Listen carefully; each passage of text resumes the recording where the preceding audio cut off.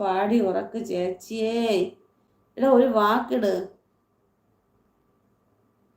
പാട്ട് പാടി ഉറക്കാം ഞാൻ താമര പൂമ്പൈതലേ, കേട്ട് കേട്ട് നീ ഉറങ്ങൻ കരളിൻ്റെ കാതലേ, കരളിൻ്റെ കാതലേ. ആ പാട്ടെന്ന് പറഞ്ഞിട്ടപ്പോൾ ഞാൻ ആ പാട്ട് വെച്ച് പിടിച്ചാണ് കേട്ടോ.